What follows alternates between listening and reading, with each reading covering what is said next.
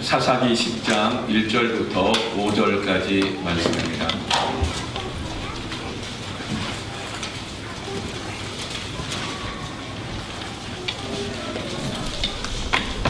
자, 함께 한 목소리로 읽도록 하겠습니다.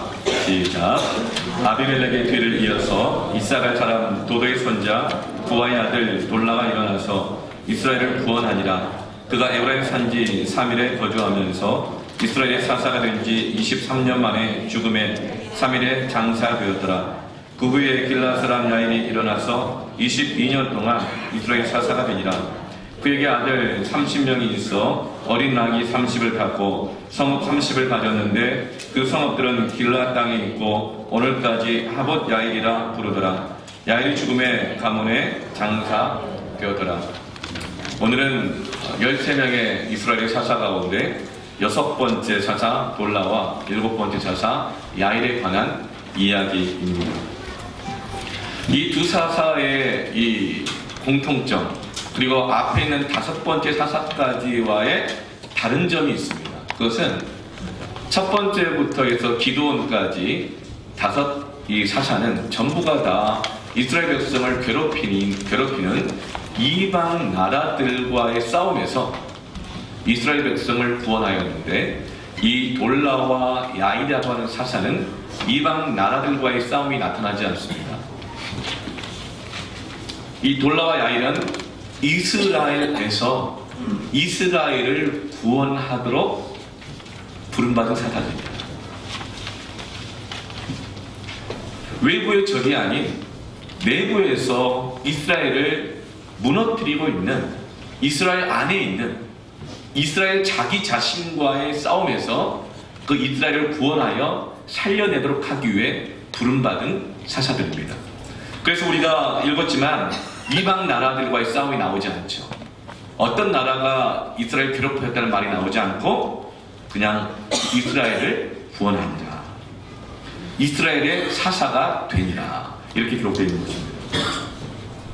진정한 변화는 외부와의 싸움이 아니라 내부와의 싸움에서 일어나는 것이 진정한 변화입니다. 환경 조금 바꾼다고 해서 여러분, 우리의 내면에 변화가 일어나는 것이 아니라 내면의 환경을 바꿔야 됩니다. 우리 내부의 문제와 싸워서 이겨야 합니다. 여러분, 6개월 동안에 온 나라가 일어나서 촛불을 들고 싸웠습니다. 어때요? 여러분의 영적 삶에, 여러분의 가정 안에 어떤 변화가 있습니까? 여러분, 이 외부와의 싸움 가운데 승리하지만, 그러나 우리 내면 안에서의 근본적인 자기 갱신과 자기 반성과 변화가 없이는 본질적인 변화가 일어나지 않는 것이죠. 종교개혁, 나라와 이 역사를 바꿨던 궁극적인 본질의 이 변화들은 다 내부의 변화로부터 왔습니다. 종교개혁은요, 다른 나라와 나라 간의 전쟁의 싸움이 아니었어요. 종교개혁은 교회 안에 들어와 있는, 성직자들 안에 들어와 있는, 성도들 안에 들어와 있는 죄와의 싸움, 불법과 불의와 싸웠을 때 그 종교개혁을 통하여 인류 역사가 바뀌고, 문화가 바뀌고, 정치가 바뀌고, 교회가 바뀌고, 하나님의 역사가 일어나는 것이죠. 18세기 영적인 대학성, 술집이 없어지고 감옥이 텅텅 비게 되어지고, 이런 본질적인 변화는 어떤 나라와의 전쟁의 싸움이 아니었고, 저마다 교회와 성도들 안에 들어와 있는 불법과 불의와 죄와의 싸움 가운데서 승리했을 때 일어난 사회적인 변화입니다. 평양 대부흥 운동 마찬가지입니다. 평양 대부흥 운동이 일어나고 나서 평양에 감사로 어떤 사람이 보직을 받았는데, 평양 감사하면 가장 가고 싶어하는 그 자리거든요. 저희 장모님은 평양 출신이신데요, 아직도 그 평양에서의 그 삶을 이야기하세요. 평양이 너무나 살기 좋다는 거예요. 돈도 많고 배운 사람도 많고 도시도 정말 아름답고. 그래서 전부 평양 감사로 가기를 원하는데 황성신문에 이런 기고문이 실렸습니다. 나를 평양 감사에서 좌천시켜 주셔서 지방으로 보내달라고. 그 이유가 뭐냐면 평양 대북운동을 통해서 평양에 영적 각성이 일어난 거예요. 그래서 그리스도인들이 많아진 것입니다. 근데 평양 감사로 그냥 가는 것이 아니라 뒷돈을 많이 대가지고 투자해서 간 건데, 그리스도인들이 불법과 불의를 다 회개하고 저마다 하지 않기로 하고, 그러니까 뒷돈이 없는 거예요. 투자한 만큼 뽑지 못하는 겁니다. 그래서 나 지방으로, 지방 감사로 자천시켜달라고, 그게 평양신문에, 황성신문에 기고문으로 떴어요. 당시에 그리스도인들은 인구의 1.5%밖에 되지 않았습니다. 독립선언문을 쓴 33인의 이 지도자들, 그 지도자들의 33명 중에 15명이 그리스도인입니다. 어떻게 하나님께서 그의 이 영적인 은혜를 우리에게 주십니까? 이것은 어떤 나라와의 전쟁이 아니라 우리 안에 들어와 있는 불법과 불의에 대해서 그리스도인들이 믿음으로 반응하고 싸워가기 시작할 때 하나님의 공의와 진정한 영적인 변화가 주어진 줄로 믿습니다. 전라북도는 우리나라에서 가장 복음화율이 높은 곳이 전라북도입니다. 전라북도의 어떤 한 도시는 복음화율이 70%입니다. 그 시장이 이렇습니다. 한국 이 초대교회 그 시기에 미국 남장로교회에서 선교사 데이트가 복음을 전하러 전라북도 김제 금산리에 왔습니다. 길을 가다가 이 금산리에 있는 아주 부자 이자익이라고 하는 지주가 말을 타고 가는데, 그 마부는 조덕삼이라고 하는 그 집의 노비였죠. 그리고 마부였어요. 그러니까 지금으로 말하면 사장님이 이자익이시고 조덕삼은 사장님 운전하는 그런 사람이었단 말이죠. 그런데 길을 가다가 데이트 선교사님 만나서 복음을 전했는데 하나님께서 역사하여 주셔서 이 사장님과 운전사가 같이 예수를 믿게 된 것입니다. 그러면서 그들이 이 가정에서부터 이제 교회가 시작되었어요. 한 사람 두 사람 예수를 믿게 되어지면서 세대교인 35명 이상이 되어지면 장로를 세울 수 있습니다. 그래서 이제 교회가 더 부흥하기 위해서 장로를 세우려고 하는데 투표를 하는 거죠. 투표를 했습니다. 많은 사람들이 생각하기를 사장님인 이자익 씨가 장로가 될 거라고 생각했어요. 예수도 믿죠. 돈도 많죠. 그 사회, 그 동네 유지죠. 영향력도 있죠. 교일도 많이 할 수 있을 것 같아요.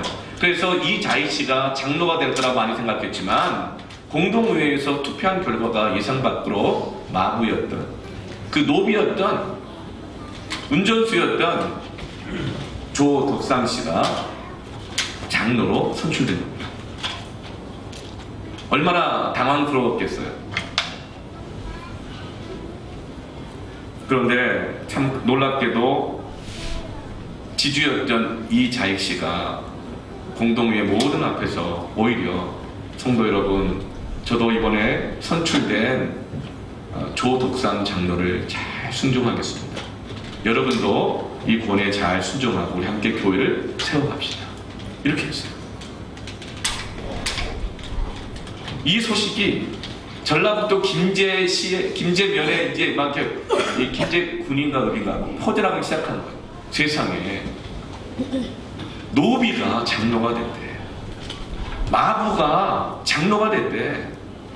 이 소문이 퍼지기 시작하는데, 그런데 그 지주가 오히려 섬긴대.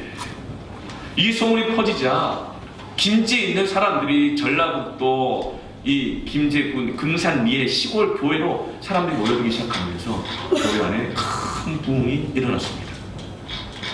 그리고 지주였던 이 자익 씨는, 성도는 이 조덕삼 이 장로를 나중에 평양신학교에 공부할 수 있도록 돈을 다 내서 평양으로 유학을 보냅니다. 그 뒷바라지를 다 해요. 그리고 남아있는 교회를 보니 또 다 섬깁니다. 그리고 나중에 그분도 장로가 되죠. 그러면서 자기는 장로가 되고 그분을 담임 목사로 세워서 이 금산교회 최초의 한국 조선 사람 담임 목사가 되게 돼요. 그리고 이자익 씨가 이제 천국 갈 때, 자기 자녀들 다 모아놓고 이렇게 말합니다. 얘들아, 하나님의 말씀에 순종해라. 그리고 교회를 생명같이 지켜라. 그리고 조덕상 목사님을 잘 섬겨라. 이렇게 하고 소천하셨어요. 여러분, 이것이 전라북도가 가장 복음화율 높은 그 시작인 것입니다. 진정한 변화, 하나님의 은혜는 어떤 큰 전쟁에서 어떤 나라와의 싸움에서 이기는 것이 아니라 우리 내부에 들어와 있는 교만, 내부에 들어와 있는 명예욕, 내부 안에 들어와 있는 자존심, 감정의 문제들, 돈 문제들, 명예욕들, 이것과의 싸움에서 승리할 때에 진정한 하나님의 역사가, 영적 은혜가 부어지는 줄로 믿습니다. 오늘 이 사사 돌라와 야일의 이 이야기는 바로 그걸 말하고 있는 거예요. 그래서 이스라엘에서 이스라엘을 구원하시는 하나님이십니다. 타락하고 변질된 이스라엘에서 진정 하나님의 백성, 그 공동체 이스라엘을 구원하기를 원하십니다. 구원받아야 됐던, 그리고 이 사사들이 싸워야 했던 이스라엘의 영적인 상태는 크게 두 가지가 있습니다. 그것은 9장 전체에 나타났습니다. 첫 번째 이 영적 상태는 어떤 상태였냐면, 따라합시다. 첫 단추가 잘못 끼워져 있다. 첫 단추가 잘못 끼워져 있는 이 상태입니다. 여러분, 아무리 비싸고 좋은 옷을 입어도 첫 단추가 잘못 끼워져 있으면 옷 전체가 틀어져 버리게 되어지죠. 그 첫 단추라고 하는 것은 무엇이냐면 바로 권위라고 하는 단추입니다. 가정이든 교회든 공동체든 나라든 그 권위가 병들거나 깨지면 아무리 그 가정에, 그 나라의 교회에 좋은 것을 다 쏟아 부어도 그 권위가 병들고 썩어 있으면 모든 것이 다 틀어져 버리게 됩니다. 왜냐하면 권위는 하나님 주시는 창조의 질서요, 축복의 통로이기 때문에 그렇습니다. 아무리 돈이 많이 쏟아졌어도 그 권위가 병들어 있으면 그 돈을 가지고 다 조려주게 되어 있습니다. 아무리 하나님께서 명예를 쏟아 부어주었어도 그 권위가 병들어 있으면 그 명예를 가지고 휘두르게 되어 있습니다. 그러면 가족이든 교회든 공동체든 다 흐트러져 버리는 것이죠. 여러분 기억하십시다. 권위는 축복의 통로요, 하나님의 창조의 질서다. 하나님이 주신 10계명 중에서 1계명부터 4계명까지는 하나님의 권위와의 관계에 대한 순종의 말씀을 다루고 있습니다. 그리고 5계명부터 10계명까지는 사람의 권위와의 관계에 대한 순종을 다루고 있습니다. 1계명부터 4계명까지는 하나님께 순종하는 것입니다. 그리고 5계명부터 10계명까지는 사람과의 관계인데 그 첫 단추인 첫 번째 계명 5계명은 내 부모를 공경하라. 신명기 5장 16절, 너는 내 하나님 여호와께서 명령한 대로 내 부모를 공경하라. 그리하면 내 하나님 여호와가 내게 준 땅에서 내 생명이 길고 복을 누리리라. 아멘. 하나님 우리를 축복하기를 원하시는데요, 그 축복의 통로로 하나님은 두 종류의 첫 단추를 주셨어요. 더블 코트와 같은 거예요. 단추가 두 줄로 나란히 있는데 첫 번째 단추는 여호와께서 명령하시는 대로 순종하는 하나님의 권위와의 관계입니다. 두 번째 첫 줄의 첫 번째 단추는 내 부모를 공경하는 부모와의 관계에서 권위에 순종하는 것입니다. 그러면 내 생명이 길고 복을 누리리라. 자녀들에게 첫 번째 만나는 공동체가 바로 가정입니다. 자녀들이 첫 번째 만나는 그 권위가 바로 부모입니다. 부모라고 나와 있죠. 부모. 아버지만이 아니고 어머니만이 아니고 부모가 자녀들이 만나는 첫 번째 권위의 단추입니다. 이것이 틀어지게 되어지면 옷 전체가 틀어집니다. 하나님과의 첫 번째 단추, 그 관계, 그 권위에 순종되어 있지 않으면 모든 것이 틀어집니다. 그리고 부모와의 첫 번째 권위의 단추가 틀어지면 모든 것이 다 틀어지게 되어 있습니다. 기드온 이후에 첫 단추가 틀어져 버렸습니다. 9장에 보면 이스라엘 역사상 최초의 반역이 나타납니다. 최초의 군사 쿠데타가 일어나는데 그 주인공은 다름 아닌 큰 싸움에서 승리하여 모든 걸 다 가졌던 기드온의 아들 아비멜렉이 그 반역의 주인공입니다. 창세기부터 시작해서 지금까지 그 어느 누구도 스스로 왕이 되겠다고 나선 사람은 아무도 없습니다. 근데 인류 역사상 최초로 하나님의 백성 중에서는 최초로 자기 스스로가 왕이 되겠다고 나섰던 사람이 바로 아비멜렉이 그 시작입니다. 아비멜렉은 자기 스스로 왕이 되기 위해서 그 형제들 70명을 한꺼번에 다 죽이고 왕이 되었습니다. 그리고 왕이 되기 위해서 그 세계 사람들을 꼬드겨서 자기를 추종하게 만들고 함께 반역하게 했습니다. 세계 사람들은 원래 이스라엘 백성들이 아니고 세계에서 살고 있는 이방인들입니다.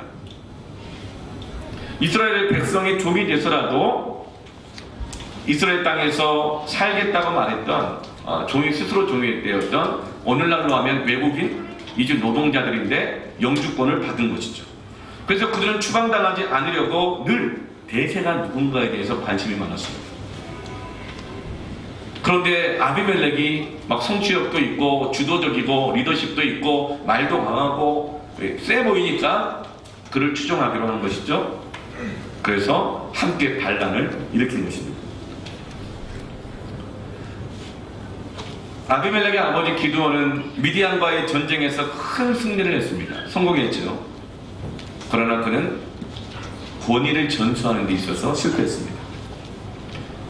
아비멜렉의 아버지 기드온은 겉으로 볼 때는 큰 성공과 돈과 명예와 여자들을 다 얻었습니다. 그러나 그 아버지 기드온이 아들 아비멜렉에게 보여주었던 것은 성공 이후에 그 자존심 싸움, 감정 싸움, 돈에 끌려다니고 이성에 끌려다니고 권력의 욕망에 끌려다니는 그 아버지의 모습이었습니다. 기드온이 미디안과의 전쟁과 승리 후에 모든 것을 다 얻은 후에 기도했다는 말이 하나도 나오지 않습니다. 하나님께 무엇을 질문했다는 말도 나오지 않습니다.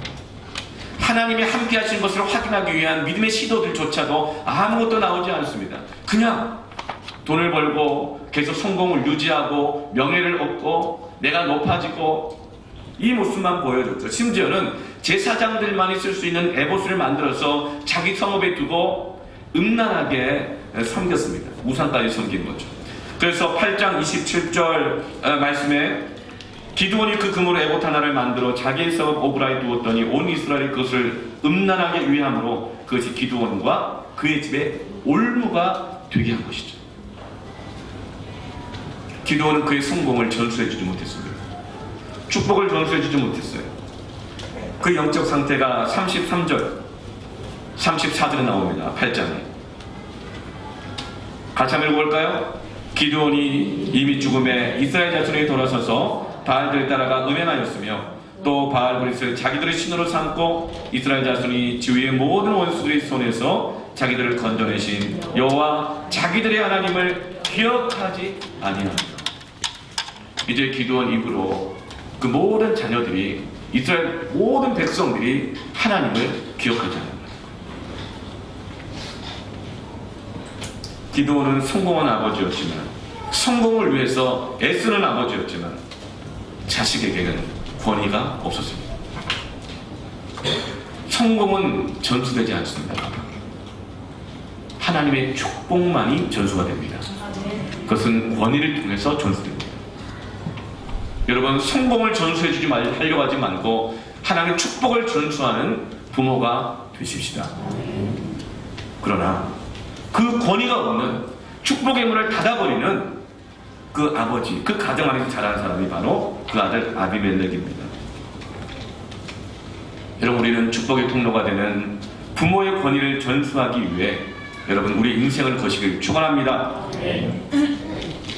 부모의 권위는 자녀를 축복하는 하나님 정하신 축복의 첫 단추입니다. 내 부모를 공경하라. 그러면 내 생명이 길고 복을 누리리라. 여러분 기억합시다. 부모는 축복의 첫 단추입니다. 권위적인 부모는 자녀와 싸우지만 권위 있는 부모는 자녀와 교제합니다. 제가 한 주간 가장 인상 깊게 묵상하고 있는 문구입니다.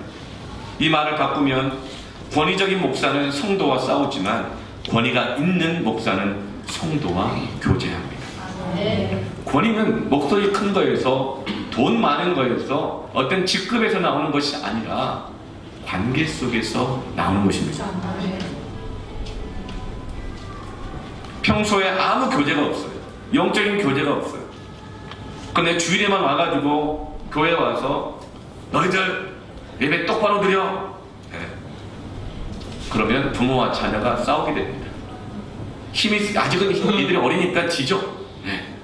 그러다가 자녀들이 나중에 머리 굵으면 투대타를 일으킵니다. 교회 안 나가. 부모가 그 첫 단추를 잘못 꼈을 때 그런 거예요. 신명기 28장 1절부터 6절 말씀, 하나님의 권위의 첫 단추, 축복의 첫 단추가 나옵니다. 함께 읽어보겠습니다. 내가 내 하나님 여호와의 말씀을 삼가 듣고 내가 오늘 내게 명령하는 그 모든 명령을 지켜야 하며 내 하나님 여호와께서 너를 세계 모든 민족 위에 뛰어나게 하실 것이다. 내가 내 하나님 여호와의 말씀을 청종하면 이 모든 복이 내게 임하며 내게 이르리니 성읍에서도 복을 받고 들에서도 복을 받을 것이며 내 몸의 자녀의 내 토지의 소산과 내 짐승의 새끼와 소와 양의 새끼가 복을 받을 것이며 내 방주의 떡반죽 그릇이 복을 받을 것이며 내가 들어와도 복을 받고 나가도 복을 받을 것입니다. 아멘. 이 복을 받는 그런 비결이 나와있죠. 첫 번째 첫 단추, 하나님의 말씀을 그의 권위에 순종하고 다 지켜 행하면 우리가 복을 받을 것입니다. 그리고 내 부모를 공경하는 그 권위에 순종하는 첫 단추를 잘 꿰면 들에서도 복을 받고 성읍에서도 복을 받고 내 떡반죽 그릇과 내 몸에 자란 자녀들과 네 집에 기르는 가축이라 할지라도 복을 받을 것이다. 하나님의 복은 권위라고 하는 문을 통해서 오는 것입니다. 그런데 이 이스라엘은 그 권위의 첫 단추가 다 틀어져 버리고 있는 것이죠. 저에게 잊혀졌던 별명 중에 하나가 생각났어요. 저에게는 김인중2라는 별명이 있어요. 네. 그거는 한때 제가 두 가지 의미가 있는데, 하나는 이제 원로 목사님 되신 김인중 목사님을 부목사 중에 가장 많이 닮았다 해서 김인중2라는 별명이 있고, 이 2가 TW가 아니라 TOO, 너무한다, 더한다, 김인중보다 더한다, 이런 의미로 제가 한번 김인중 목사님 설교를 좀 더 길게 한 적이 있었거든요. 예배를 또 나눠서 했어요. 동산 고등학교 학교 예배당과 본당. 제가 본당에서 예배를 하고 설교를 하고 김인중 목사님 학교 예배당에서 설교를 했는데, 제가 김인중 목사님 설교가 좀 길었는데 제가 1분 더 길게 했거든요. 그게 더한다 해서 두 가지 이런 별명이 있었어요. 이 김인중 목사님이라는 사람들의 두 가지 평가가 있습니다. 이분이 얼마나 한국교회에 존경받는 분이니까. 근데 그분은 기질이 대단해요. 다혈질에 적극적이고 결심한 거 끝까지 이뤄내며 몸도 얼마나 빠르고 말도 빠르고 목소리도 크고 정말 성실하고 충성되고 대단한 분이잖아요. 백절불굴의 의지를 가지고 있고, 그래서 이런 평가가 있습니다. 이런 기질을 가지고 있으면, 이렇게 살면 이분은 어디 갖다 놔도 뭘 해도 성공할 거라고, 사업을 해도 성공하고 정치를 해도 성공했고 다 할 거라고, 이렇게 평가하시는 분이 있는가 하면, 또 한 분은 이분의 기질이 막 적극적인 열정적으로 하긴 하는데요, 약간 좀 촌스러우세요. 막 말씀을 그대로 몸으로 순종하려고 아브라함에게 했던 말씀, 넌 동서남북 사방을 둘러보라고, 사방을 막 둘러봐요. 그러다가 종과 힘으로 다녀보라고 여기서 저기까지 왔다 갔다 막 해요. 그래서 갈렙의 뭐 비유를 말씀할 때 내가 아직까지 그 40년 동안 내 체력이 떨어지지 않았다, 갈렙이 그렇게 선포하잖아요. 그러면 자기도 힘 떨어지지 않았다고 갑자기 나와가지고 67세가 70세 거의 다 됐을 때 나와가지고 스피커를 들고 막 아뢰방을 하고 하나님께 엎드려 기도한다고, 정말 앞에서 엎드려가고 기도하고 막, 그러니까 막 어떤 분을 보면 무슨 이런 거예요. 그래서 이렇게 말해요. 이분은 안산이니까 성공했지 강남에서는 실패했을 거라고요. 여러분,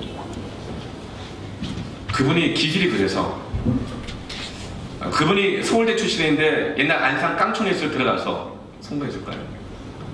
강남이 아니라 안산이니까 성공했을까요? 아니요. 첫 번째 단추. 하나님이 그에게 명령하신 것을 순종하여 다 지켜 행하려고 하는, 날마다 그 첫 단추를, 권위의 첫 단추를, 하나님과의 관계 첫 단추를 목숨 걸고 지켰기 때문인 줄 저는 믿습니다. 그게 진리입니다. 그분은 새벽 기도를 목숨같이 여겨요. 다른 부목사들은 새벽 기도 좀 띄어먹어도 본인은 새벽 기도를 목숨같이 지킵니다. 미국에 집회를 1년에 한 달씩은 미국으로 가요. 안식년을 나눠가지고 1년씩 갈 안식년을 1년에 한 달씩 7년 동안 이렇게 안식년을 가요. 그래서 가는데 가서 한 달 동안 가면 뭐 이 집회를 막 다니시거든요. 근데 어떤 분이 저한테 연락이 왔어요. LA 한인타운에서 새벽 4시 반에 어떤 얼굴 까맣고 머리 좀 크고 걸음걸이 굉장히 빠른 사람이 막 이렇게 걷더래요. 그런데 막 중얼거리면서 걷더래요. 그냥 기도하고 있는 거예요. 거기 가서 또 비행기 도착한 지 얼마 안 되고 시차 적응도 안 됐는데 새벽에 첫 단추를 꿰낸 거예요. 자기 자신의 삶을 하나님의 권위 앞에 내어드리는 것입니다. 이것이 여러분 복을 누리는 비결입니다. 여러분 자녀들에게 하나님과의 첫 단추 말씀의 순종을 가르치십시오. 어떻게 가르쳐야 될까요? 나도 단추 안 메고 막 풀고 막 다니고 있는데 나도 내 옷 틀어져, 야 너 단추 똑바로 제가 어떻게 할 수 있나요?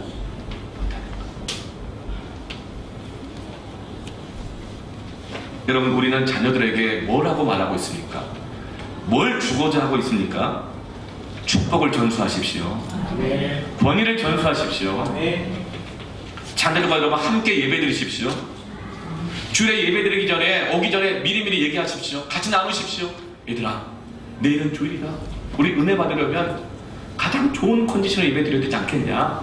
근데 애들마다 주말만 되면 어떤 생각해요? 어른들에게 불금이 있는 것처럼 일주일에 한 번 말이죠 여유있게 뭐 할 수 있는 시간인데 막 일찍 자라 그런다 막 뭐라 그럴까요? 우리 아이들이 어떨 때는요 가끔 보니까 새벽 2시까지 뜨개질을 하고 있죠. 처음 몰랐어요. 문 닫아서 뜨개질을 하고 있더라고요. 그리고 여러 가지 자기만의 삶을 누리는 거죠. 그러면서 내가 내일 주일에 일찍 자야지 그러면은 아니 일주일에 한 번 주어진 시간인데 여러분 내일은 주일이다. 우리 은혜 없이 살 수 없는데 얘들아 일찍 자고 가장 좋은 컨디션에서 예배드리자. 근데 우리가 막 그냥 일주일 삶이면 정신을 살다가 주일 아침까지 정신없이 막 일어나고 헤매벨떡 하면서 전쟁이란 말을 해요. 전쟁 같은 상황 속에서 전쟁이란 말을 하죠. 첫 단추를 잘 꿰야 됩니다. 그런 아이들에게 이야기할 때는 하나님의 모든 자비하심으로 권하시길 바랍니다. 째려볼 수 있죠. 딱 째려보는 거예요. 그러나 째려보시면서 살짝 웃어주면서 모든 자비하심으로 권하는 거예요. 얘들아 하나님의 말씀을 들어야 되지 않겠니? 애들 알아듣든 못 알아듣든 여러분 그렇게 하나님의 모든 자비하심으로 자녀들을 권하여 첫 단추가 잘 꿰어지게 하십시오. 그게 부모가 자녀를 해야 될 일들입니다. 부모가 자녀들에게 말씀으로 세상 사는 모습을 보여주어야 합니다. 어려운 일이 생기면 혼자 끙끙 앓지 말고 자녀들에게 기도하라고 얘기해줘야 됩니다.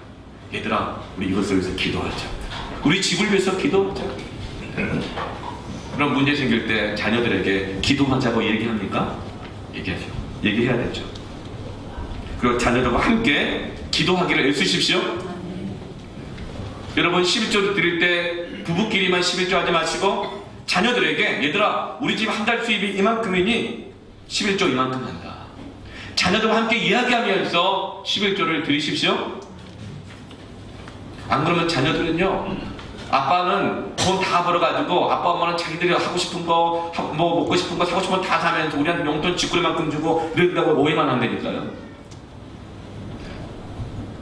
11조를 드릴 때도 자녀들과 함께 드리십시오. 요즘 제가 가정의 제사장으로서 하고 있는 일 중에 여러 가지가 있지만 또 그 중에 하나가 있습니다. 그것은 뭐냐면 우리 교회학교 아이들이 우리는 큰 숨 맑은 셈으로 큐티하지만 교회학교 아이들은 푸른 숨 맑은 셈이라는 일주일 단위로 보내주는 큐티집을 가지고 큐티를 합니다. 말씀 묵상하고 기도하는 훈련을 하죠. 그래 우리 아이가 일주일에 한 번씩 갖고 와요. 이렇게 교회에서 받아요. 이 돈을 다 내고 사는 겁니다. 몇백원 안 해요. 이렇게 가지고 와요. 근데 어떨 때 보니까 할 때도 있고 안 할 때도 있고 하더니 점점 더 많이 하는 방향으로 갈까요? 점점 안 하는 방향으로 갈까요? 네, 나 생각하면 돼요. 애들 생각하지 말고 다른 방향으로 가요. 네. 네. 그래서 제가 물어보죠. 왜 자꾸 안 하게 되냐? 그러면 뭐라고 말할까요? 내 생각하면 돼요. 다른 얘기하고 똑같아요. 어른하고 바쁘대요. 그러냐? 아무리 바빠도 첫 단추를 잘 껴는데 얘기했더니 나중에 뭐라고 말한 줄 아세요? 아빠, 내가 얼마나 힘든 줄 아세요? 이렇게 똑같아요. 어린애 이유가. 그래서 제가 고민하다가 그래, 축복을 전수해야겠다. 권위를 전수해야겠다. 그래, 이 아이들이 어떻게 하면 자비하심으로 권할 수 있을까? 막 지시와 명령이 아니라 자비하심으로 권할 수 있을까? 그럼 이 아이들이 자비를 느껴야지 그게 진정한 권면이 되잖아요. 그래서 결정을 했어요. 푸른숲 맑은 샘 일주일치 분량을 큐티를 다 마치고 가져오면 내가 그걸 보고 제가 기뻐해주고 너무 좋아해주면서 용돈을 주겠다. 그렇게 계획을 했어요. 그래서 제가 불러서 얘기를 했죠. 너 일주일 큐티 다 하고 오면 아빠가 보고 용돈을 줄게. 딱 근데 그 눈빛이 어떻게 싹 바뀌어요. 어떻게 바뀔까요? 좋아하는 게 아니라 진짜? 참 세상에 다른 애들은 전부 그냥 용돈 받는데 왜 나만 큐티를 해야지 용돈을 받냐? 참 이런 거였어요? 뭐 이런 눈빛 있잖아요. 네. 그런 눈빛인 것 같아. 그때 자비를 느끼게 해주는 거죠. 그러면 용돈을 더 주겠다. 근데 얘가 갑자기 그 올라가던 눈빛이 싹 내려지면서 한 말, 간단해. 그래요? 알았어요. 그리고 푸른숲 맑은 큐티를 일주일치 해왔을 때 용돈을 줄 때 그가 생각했던 아빠는 굉장히 전략하고 자기 고민이 요만큼 줄 거라 생각하겠지만 그것보다는 조금 더 위를 주는 거예요. 모든 자비하심으로 권하는 거예요. 여러분 이렇게 교제하는 거예요. 이 아이에게 하나님과 첫 단추를 꿰도록 하기 위해서 축복을 전수하기를 저도 애쓰고 있습니다. 네. 목사 자녀라고 다 축복받는 게 아니에요. 네. 똑같아요. 그리고 요즘 또 새로운 약속을 하나 있어요. 여러분 아시잖아요. 저는 그 뭐랄까 정리 스트레스 같은 게 있어요. 저는 누구랑 막 복잡한 이야기를 하다가도요, 이 얘기를 들을 복잡해 나도 모르게 책상에 있는 걸 막 정리하고 있어요. 좀 그런 좀 스트레스가 있어요. 근데 저희 가정에 아이들 방이 다 그렇잖아요. 정리가 안 되는 것에 대한 그런 것이 아직까지 안 되는 것에 대한 그 답답함과 스트레스가 있어요. 그래서 그러니까 자꾸 아이들과 싸우게 돼요. 아이들 보는 시간 가끔 저녁에 한 10분 정도밖에 못 봐요. 네. 근데 그때 봤다가 일주일 동안 하루 종일 아무 교제가 없다가 저녁에 보는데 야 방 정리 안 했냐? 왜 안 하냐? 너 아빠 말을 뭘로 듣는 거냐? 막 이렇게 하다 보면은 전쟁이 일어나고 반감만 일어나잖아요. 근데 그 세월이 계속됐는데 제가 말씀 준비하면서 첫 단추를 꿰야겠다는 이 지혜가 생긴 거예요. 그리고 기도를 하면서 첫 단추 가만히 생각해보니 아무리 말을 해도 아이들이 바뀌지 않을 때는 내가 문제가 있을 수 있다. 그 생각을 한 거예요. 그러면 첫 단추가 뭘까? 우리 가정의 환경의 첫 단추 뭘까? 생각해보니까 애 방이 아니라 현관인 거예요. 그리고 그 현관은 이 아이의 공간이 아니라 내가 책임져야 될 내 가정의 첫 단추 공간인 거예요. 현관을 딱 나갔더니 신발이 제 신발부터가 나랑이 안 들리는 거예요. 나는 애 방만 쳐다보면서 문제가 있다고 생각했지만 우리 가정의 첫 단추부터가 문제였구나. 이런 데 문제예요. 그래서 모든 자비하심으로 아이들을 권하기로 마음 먹었어요. 애들 불렀어요. 보여줘. 얘들아, 현관 이 신발이 막 어지럽혀 있으면 어떠냐? 아무 말을 안 하죠. 또 뭐 또 잔소리 하려고 하시는구나 생각하는 거예요. 그때 모든 자비하심으로 활짝 웃으면서 첫 단추가 잘 끼어져 있는데 현관 들어올 때 신발이 나란히 가지런히 했으면 우리 마음이 얼마나 쾌적하겠니? 너희들은 모르겠지만 아빠의 마음은 굉장히 쾌적해진다. 그럼 아빠가 잔소리가 덜하게 될 것이고 기분 좋으면 혹시 아니 용돈에다 더 갈 수도 있고 그러니 아빠를 위해서라도 한번 신발을 나란히 벗어주는 게 어떻겠냐 그랬더니 애들이 알았어요? 그러더라. 아주 간단히 알았어요. 그런데 지금도 저희 집의 현관은 나란히 가지런히 끝. 고마워요. 지도해 주셔서 가지런히. 여러분, 환경의 첫 단추를 잘 꿰시기 바랍니다. 그것은 권위로 꿰는 것입니다. 네.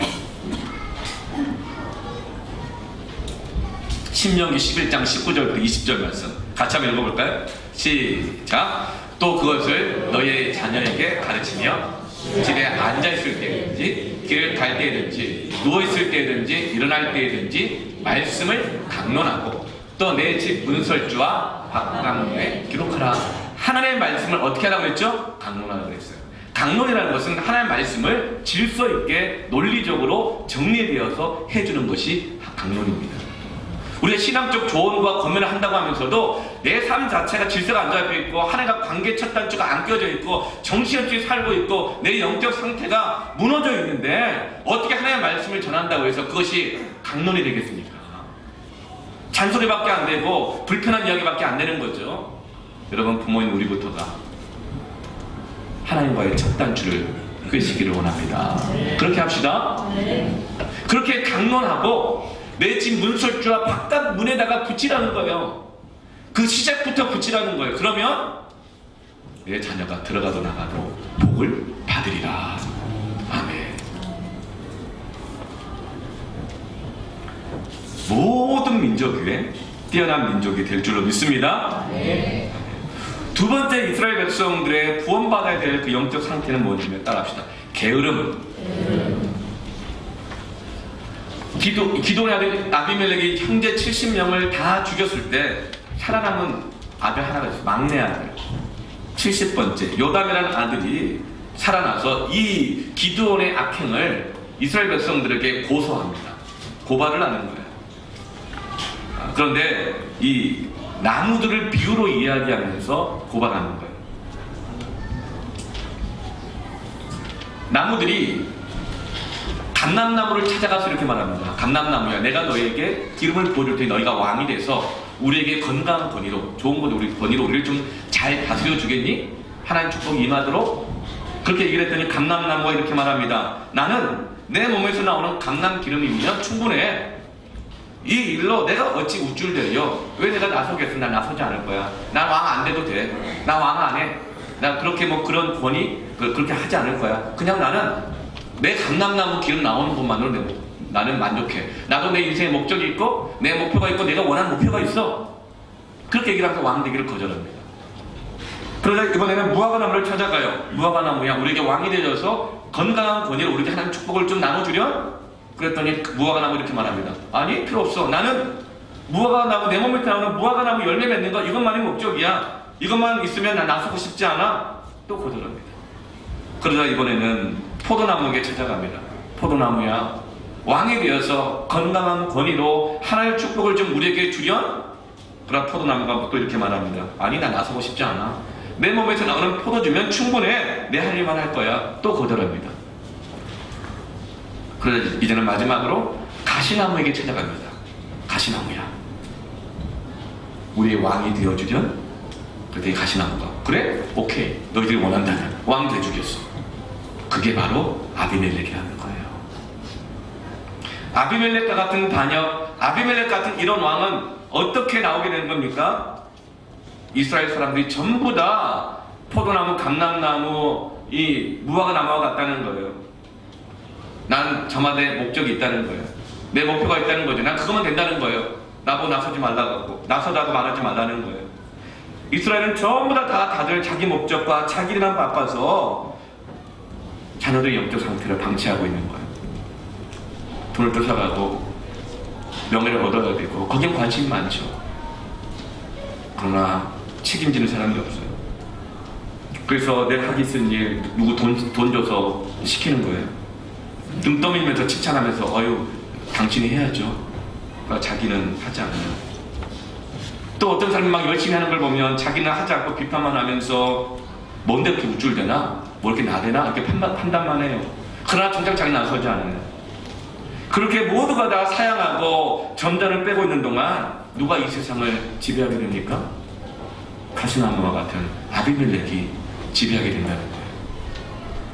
에베소 4장 27절 말씀에 마귀로 틈을 타지 못하게 하라고 그랬어요.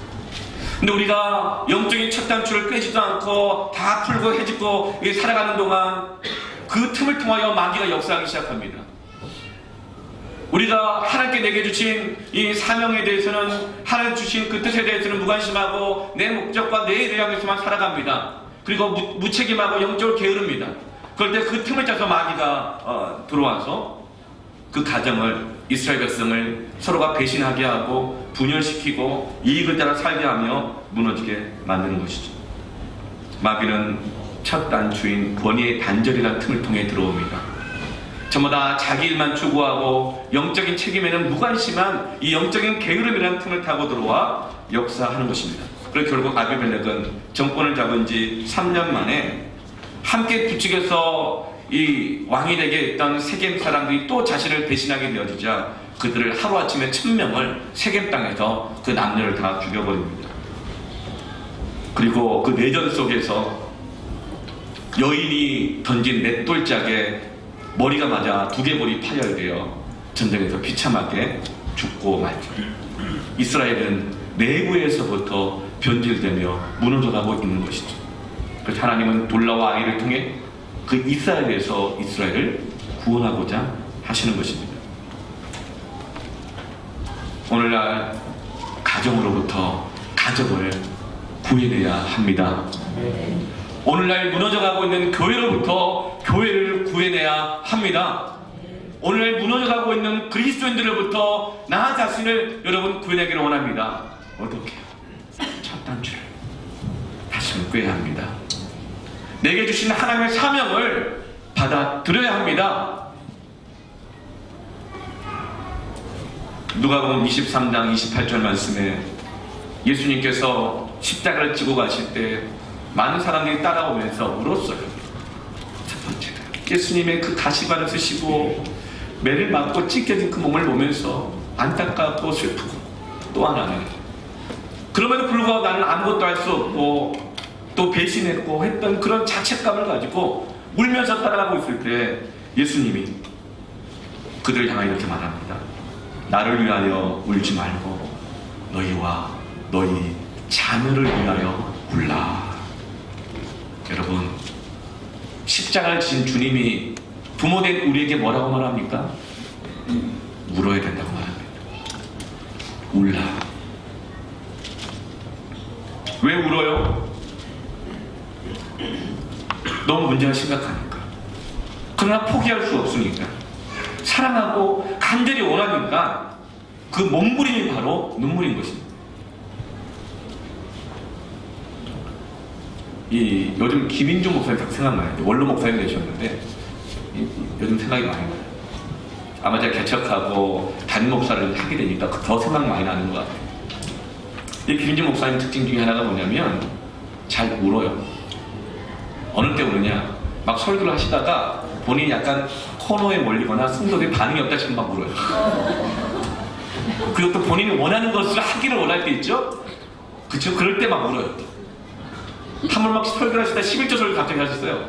뭐 11조를 안 하면 다 도둑놈이야! 뭐 이렇게 이러면서. 근데 딱 반응을 보니까 불편한 성도들이 느껴지잖아요. 네. 반감을 갖는 성도도 있을 것이고, 아니면 있어도 없어서 못 내는 분도 있을 수 있잖아요. 갑자기 부담이 확 되셨나봐요. 그 코너에 몰렸다 느낀 거죠. 그래서 갑자기 울면서 얼마나 어려우면 못하겠어요. 이렇게 말하면서. 그럼에도 불구하고 하나님을 아신다고 이렇게 말해도 막 울어요. 또 그러면 방금 가졌던 사람도 막 우니까 미안해서라도 막 내야 되는 거 아니에요. 이런 마음이 들어요. 그리고 또 뭔가 정말 간절히 원할 때 설교하다 울다가 또 갑자기 돌아와서 막 웃으면서 설교하다가 막 이럴 때가 있어요. 근데 문제는 좀 자주 울어요. 그때는 막 배우 같을 때도 있어요. 그래서 회의 중에 어떤 한 간 큰 부목사가,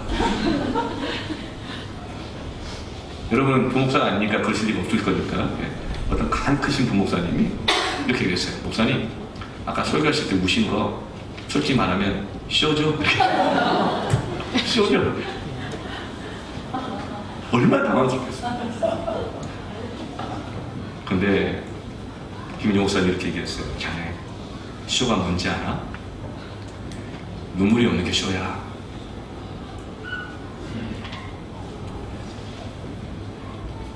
여러분, 부모들은 자녀를 위해서 울어야 합니다. 많은 돈, 명예, 내가 해주는 것들 한번 사라지는 쇼와 같은 것들입니다. 내가 널 얼마나 사랑하는지 이번 생일날 보여주겠어? 일주일 내만 그걸 살고 자식의 영적 상태, 앞으로 오는 세대들에 대한 미래에 대한 관심이 없고 오직 내 명예, 내 욕심, 욕망, 두려움에 매여 살다가 그래 내가 너의 아버지라는 것을 보여주겠어? 넌 내 아들이라는 걸 증거를 대? 이러다 보면 권위가 전수되지 않아요. 주님은 말해요. 너희와 너희 자녀를 위하여 울어라. 예루살렘을 위하여 울어라.